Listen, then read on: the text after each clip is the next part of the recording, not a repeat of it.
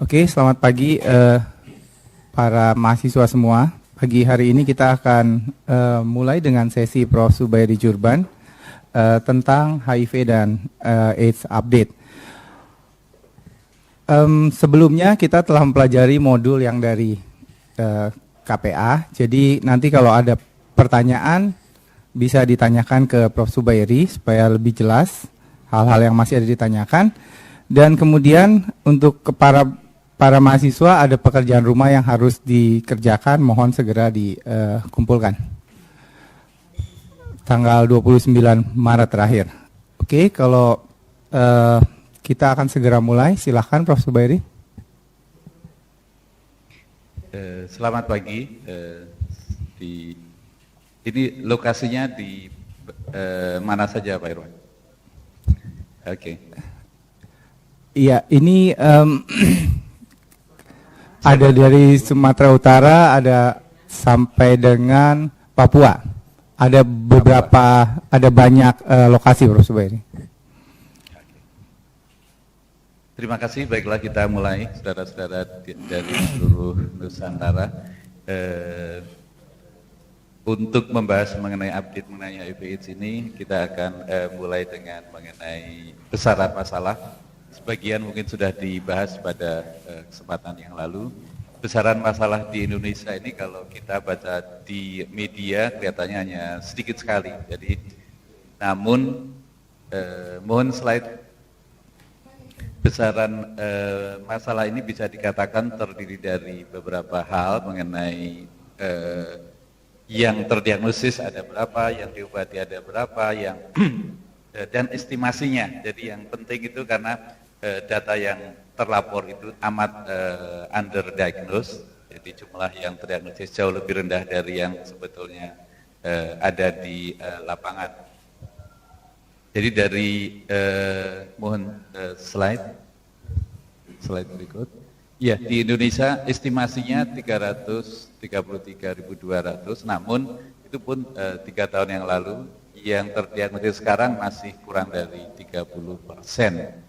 Berarti ada lebih dari 200.000 udah yang belum terdiagnosis karena tidak diperiksa dan berarti tidak mendapat obat antiretroviral. Dan tidak mendapat obat antiretroviral berarti akan meninggal karena AIDS. Jadi memang kewajiban kita untuk bisa menemukan dan mengobati, bukan menemukan dan mengisolir, namun justru untuk mengobati agar tidak jadi meninggal. Slide berikutnya. Mungkin untuk sekedar gambaran real di lapangan, saya sampaikan dari Pusat Pelayanan HIV Rumah Sakit Umum Cipto Mangunkusumo atau lebih dikenal dahulu sebagai Pokdisus. Itu sampai bulan Juni yang pernah berobat ke kami di Cipto itu ada 5.414. Ini baru Cipto, belum termasuk rumah sakit yang banyak merawat di Jakarta itu antara lain Darmais juga ribuan, demikian pula rumah sakit. Belum lagi rumah sakit Pelni, rumah sakit Islam, rumah sakit Carolus dan yang lain. Jadi memang banyak sekali ODA yang pernah berobat di banyak rumah sakit. Kali ini saya akan lebih rinci di Jakarta. Namun positifnya dari ODA ini juga untuk dokter maupun tim kesehatan yang melayani ada banyak. Sudah banyak sekali yang menyelesaikan dalam program spesialis dari data ini, kemudian banyak juga yang telah menyelesaikan untuk doktor maupun postdoc. Ini sekarang sudah tambah lagi, tidak hanya satu yang sudah selesai. Data dari Cipto juga menunjukkan 150 lebih telah dilakukan seksi sesaria, belum lagi layanan kami di lembaga pemasyarakatan dan yang lain. Berikutnya. Ya, dari data semester pertama 2010 ini terlihat bahwa pada bulan, misalnya pada yang terakhir ini pada bulan Juni 2010, daripada kolom yang paling kanan itu laki-laki yang berobat jalan itu ada 1.378. sedangkan perempuan ada 494. Data terakhir menunjukkan lagi perbandingan wanitanya lebih tinggi lagi. Jadi dalam sebulan sekali lagi yang laki 1.300 lebih, yang perempuan 494. Jadi memang suatu poliklinik yang amat sibuk. Kemudian kalau lihat dari laki dan perempuannya, itu yang berikutnya yang pada bulan Desember 2011, tampak memang perempuan makin meningkat lagi sekarang ini. Berikut. Slide berikutnya. Nah, kalau antara dewasa dan anak yang berubah jalan di Departemen Ilmu Kesehatan Anak Rumah Sakit Cipto itu ada sebulan, kalau kita lihat bulan Desember 2011 itu ada 216 yang dewasa 1.400 lebih. Ini yang dewasa. Please enter your conference ID. Press the pound key. Untuk dewasa terlihat lebih sedikit, tapi sebetulnya tidak lebih sedikit dari tahun yang lalu. Namun karena kita sekarang pasien sudah boleh datang ketemu dokternya 2 bulan sekali. Jadi per hari yang berubah jalan di Rumah Sakit Cipto itu bisa banyak sekali, bisa lebih dari 100, cukup sering. Kemudian anak juga cukup sering. Berikutnya.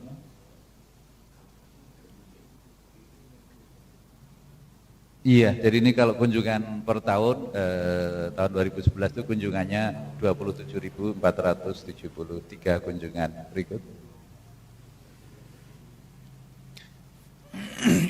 Iya, kalau dinilai dari yang cara membayar layanan kesehatan di Rumah Sakit Cipto, untuk rawat inap 100% memakai Gakin SKTM atau Jamu Kesmas ataupun Askes.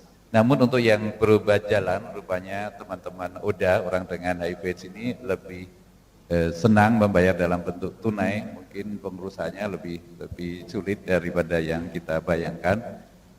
Sudah ditawarkan, namun kenyataannya yang membayar tunai 80%. Jadi sebagian besar membayar tunai untuk rawat jalan. Lanjut. Iya, kalau lihat data ini dari UNAIDS memang menyedihkan, tapi ini dalam beberapa tahun yang lalu kita salah satu yang percepatannya paling tinggi. Namun sebetulnya tidak bisa dikatakan murni demikian, namun lebih karena dari estimasi tadi 333.000 itu yang terdiagnosis baru sepertiganya. Jadi dalam tahun ini dan tahun depan mungkin sekali kita akan mendiagnosis lebih banyak lagi, dan itu dianggap merupakan percepatan.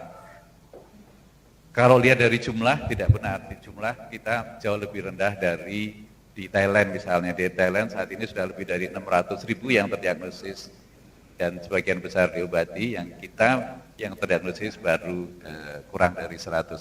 Jadi kalau dibandingkan jumlahnya kita masih jauh lebih rendah dibanding Thailand yang penduduknya lebih sedikit dari kita, nggak ada seperempatnya Indonesia. Lanjut. Ya, penularan yang paling sering memang amat bervariasi dari kota ke kota di Indonesia, dari pulau ke pulau, dari provinsi ke provinsi. Jarum suntik narkotik ini yang sering dipakai berganti-ganti karena itu menularkan HIV/AIDS itu terutama di kota besar, jadi di Jakarta, di Bandung, di Jogja dan yang lain. Itu lebih dari 50%. Di kira-kira beberapa tahun yang lalu di Jakarta sekitar 70%, namun data kami sekarang ini di UPT HIV, unit pelayanan terpadu Rumah Sakit Cipto Mangunkusumo, itu hanya sekitar 56% yang jarum suntik narkotika. Seksual kelihatannya makin banyak. Kemudian penularan yang ketiga, mohon slide yang tadi sebelum ini, adalah dari ibu ke bayi. Tadi kita tahu di Rumah Sakit Cipto ada 210 bayi yang berobat setiap bulan. Transfusi darah ini amat sangat sedikit, tapi kelihatannya mulai muncul. Kemarin laporan dari Selatan menunjukkan ada kenaikan dari penularan ini. Sarana kesehatan saat ini alhamdulillah tidak ada yang tertular melalui cucuk jarum, ketusuk jarum ataupun kena pisau bekas operasi untuk pasien. Angka kejadian kecelakaannya banyak, namun tidak ada satupun yang tertular. Sarana kesehatan yang angka kejadian yang terekam di kami lebih dari 500, namun alhamdulillah sampai sekarang tidak ada satupun yang tertular. Berikut. Nah, tentu kita ingin tahu virus HIV ini ada di mana. Dulu kita tahunya di limfosit CD4. Kita tahu di darah kita ada leukosit, sel darah putih. Sel darah putih itu terdiri daripada nukleofil, eosinofil, batang, segmen, limfosit, monosit. Nah, ini limfosit ini ada limfosit T, ada limfosit B. Limfosit T terkait dengan imunitas seluler, limfosit B terkait dengan produksi imunoglobulin. Limfosit T ada CD4, ada CD8, jadi ada limfosit T helper dan yang lain. Yang terserang oleh HIV memang benar di limfosit CD4, limfosit T helper ini. Namun ternyata virus HIV makin lama makin diketahui ada di banyak tempat, juga ada di sel dendrit, sel makrofag, limfosit CD8 dan juga neutrophil killer cell, itu dari sel tubuh kita. Sedangkan dari jaringan itu ada di kelenjar getah bening, ada di susunan saraf pusat dan juga ada di saluran genitourinaria. Lanjut.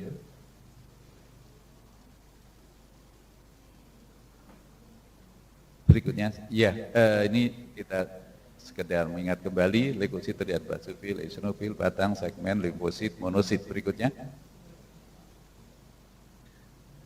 Ini yang penting yang harus kita sadari karena terkait dengan mengapa harus pengobatan jangka panjang. Jadi infeksi HIV seringkali tanpa gejala dalam 2-7 tahun. Jadi begitu muncul gejala, diare, berat badan turun, itu berarti infeksinya sudah 2-7 tahun yang lalu. Jadi harusnya didiagnosis lebih dini, harusnya diobati lebih dini. Dan secara bertahap kondisi pasien mulai terinfeksi sampai kemudian meninggal itu tahapannya pelan-pelan makin lemah setelah masuk tahap dengan gejala.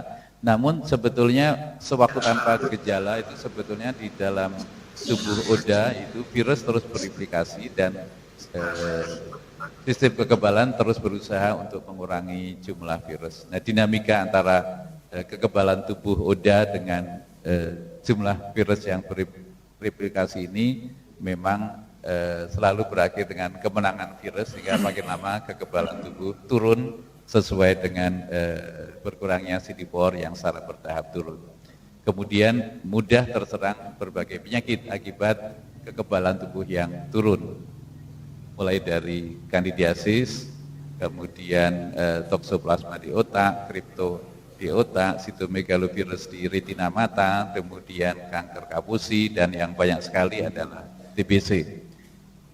Dan untuk dipahami bahwa satu kali infeksi HIV adalah infeksi seumur hidup. Jadi virus ini tidak bisa keluar dari tubuh kita. Namun tidak berarti pasien harus meninggal, itu yang akan kita bahas nanti mengenai pengobatan. Tanpa antiretroviral treatment, tanpa ARV atau ART, semua meninggal. Berikutnya.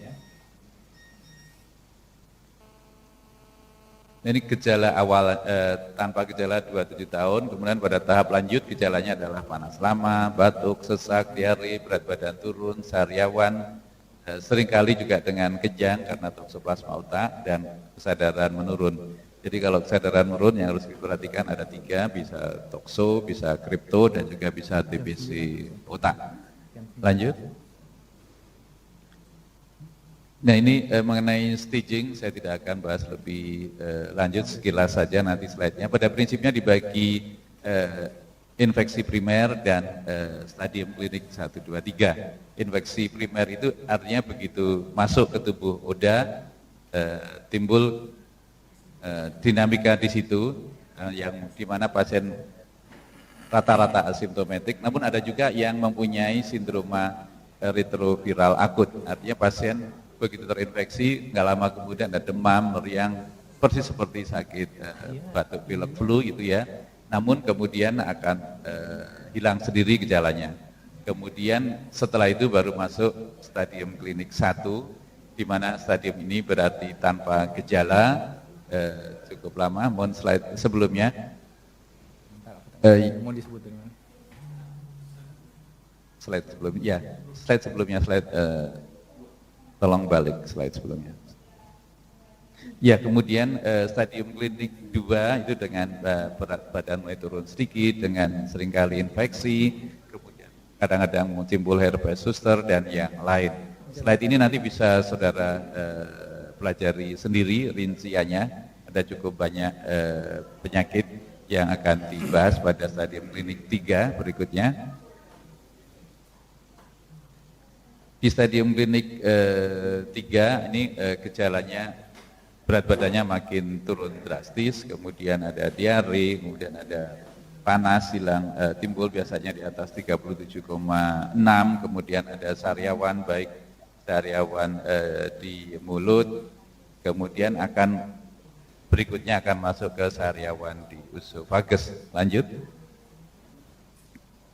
Di stadium 4 ini ada berbagai macam penyakit yang menyertai akibat kekebalan tubuh turun, sehingga berbagai kuman, bakteri, jamur yang biasanya ada di mulut kita, di usus kita, kemudian menjadi ganas. Karena itu disebut sebagai oportunis. Waktu oportunis itu kan kalau kita lagi punya uang, kita kawan, nggak ada uang, kita injek. Ini sama virus HIV ini. Kalau kekebalan tubuh kita lagi baik, ya jadi teman. Di mulut kita itu ada banyak teman, di kulit kita juga ada karinii, yang namanya kandidiasis, itu ada juga di tubuh orang normal. Namun begitu kekebalannya turun, maka jamur kandida yang tadinya teman menjadi musuh. Demikian pula berbagai penyakit yang ada di sini. Lanjut. Berikutnya. Ya, lanjut. Ya, ini sebagai contoh saya ungkapkan di sini mengenai berbagai infeksi oportunistik yang ditemukan di Rumah Sakit Cipto. Mulai dari TBC itu ternyata lebih dari 50% kalau kita gabung antara TBC paru dengan TBC ekstrapulmoner. Kemudian sariawan itu 50% pasien, pneumonia pada 16,5%. Kemudian ada toksoplasma otak, ada diare kronik, ada kelainan kulit, ada cytomegalovirus retinitis yang bisa bikin kebutaan, kemudian usofagus candidiasis, herpes zoster, Wisting syndrome, herpes dan lainnya. Berikutnya. Iya, menjadi sulit untuk tata laksana, namun tetap bisa diobati adalah karena seringkali ada koinfeksi virus hepatitis. Hepatitis C itu lebih dari 60%, hepatitis B bersama HIV, jadi ODA dengan infeksi hepatitis C lebih dari 60%, sedangkan dengan ODA yang diinfeksi oleh hepatitis B 11% lebih. Ada juga ODA selain virus hepatitis C, hepatitis B juga masuk ke dalam tubuhnya. Jadi memang pengobatannya dalam hal yang ketiga ini lebih rumit sedikit. Berikutnya. Kemudian sekarang masuk ke pengobatan. Apakah AIDS bisa diobati? Bisa. Apakah saat ini sudah ada obat HIV AIDS? Sudah ada. Apakah obatnya mahal? Tidak. Obatnya gratis, disediakan di banyak rumah sakit. Saat ini cukup banyak pasien kami baik di Rumah Sakit Cipto, di Kramat maupun di Darmais. Ini Prof. Samsu yang obati di Darmais. Itu banyak yang hidupnya saat ini tetap sehat walafiat setelah mengkonsumsi antiretroviral ini selama 10 tahun lebih. Bahkan salah satu pasien kami saat ini kondisinya sehat walafiat setelah mengkonsumsi 18 tahun antiretroviral. Jadi konsep pengobatan dan perjalanan penyakit HIV sekarang ini berubah total. Maaf, kembali lagi ke tempat tadi ya. Jadi obati sedini mungkin. Yang kedua adalah obat untuk infeksi oportunistik. TBC obatnya sama seperti TBC biasa, jadi obatnya pun gratis. Kemudian kalau sudah terlanjur berat, masuk rawat inap rumah sakit memang menjadi mahal dan seringkali memerlukan transfusi, memerlukan infus, antibiotik, anti jamur. Artinya kalau kita menunggu sampai pasien memburuk itu menjadi mahal dan lebih sulit pengobatannya. Masalah lain adalah mengobati kecanduan. Jadi bagaimana agar tidak memakai puto lagi, agar tidak memakai cimeng lagi. Kemudian juga masalah ODA yang lain yang klasik adalah masalah psikologiknya, di mana pasien dan keluarga tidak ingin orang lain tahu. Ini kadang-kadang juga memicu putusnya obat. Jadi karena itu harus diberi dukungan psikologik yang baik agar pasien menjadi sadar bahwa pengobatan adalah primer dan harus diminum jangka panjang. Demikian pula dukungan sosial. Karena itu kami dan sebaiknya di semua tempat itu selain mengobati masalah mediknya juga bekerja sama dengan tim psikologi dan sosial, termasuk teman-teman di LSM untuk mendukung orang dengan HIV AIDS. Lanjut. Bagaimana mengenai pencegahan? Dulu kita taunya ABCD, ya, abstinensi, be faithful, kondom, dan no drug. Sekarang ini konsepnya juga berubah banyak. Lanjut. ABCD-nya tetap penting. Jadi perubahan perilaku yang paling bawah itu mengenai abstinensi, be faithful, itu tetap penting. Namun kemudian makin dipahami. Jadi rupanya kalau miskin itu lebih mudah tertular, ngobatinya juga sulit. Demikian pula kalau bodoh. Karena itu upaya struktural untuk mengatasi kemiskinan pada masyarakat itu akan mengkat penularan HIV/AIDS. Demikian pula pendidikan yang lebih baik. Demikian pula kurikulum HIV/AIDS yang terus-menerus harus ada di sekolah baik SMP maupun SMA. Di SD mungkin pengantar sedikit saja. Dan terakhir ini makin dipahami ada upaya biomedik yang amat sangat penting mencegah penularan. Misalnya dengan minum obat antiretroviral itu memotong penularan kalau makin dini 92-96%. Jadi nyaris 100%. Namun masalahnya kan kita tidak mudah menemukan semua ODA untuk kita berikan antiretroviral. Namun yang mendapat antiretroviral dan minum teratur itu nyaris tidak menularkan HIV lagi setelah mengkonsumsi sekitar 3-6 bulan. Bagaimana mengenai PMTCT, bagaimana mencegah penularan dari ibu ke bayi? Itu di banyak negara maju sudah bisa mendekati 100%, jadi nyaris bayi tidak tertular. Tidak ada lagi yang tertular. Di Indonesia masih belum, karena kalau yang mengikuti program PMTCT memang penularan juga nyaris nol. Namun sebagian ibu hamil, ibu dengan HIV yang hamil, memang ibunya baru ketahuan HIV menjelang melahirkan. Di sini tentu memotong rantai penularan dari ibu ke bayi menjadi tidak mungkin untuk 100%. Untuk sunat sirkumsisi itu ternyata terbukti menekan penularan sebesar 65%. Ini juga menjadi penting karena kita tahu kalau misalnya nanti ketemu vaksin yang kita impikan itu dan ternyata nanti amat bagus hasilnya, nanti itu maksimal juga mengkat penularannya 65%. Demikian pula kalau dibandingkan dengan kondom, kebaikan sirkumsisi tentu kondom tetap harus dipakai, namun sirkumsisi 65% dan tentu sunatnya cukup 1 kali saja. Beda dengan kondom yang harus terus-menerus dipakai. Namun kalau kombinasi tentu akan mencegah penularan lebih banyak.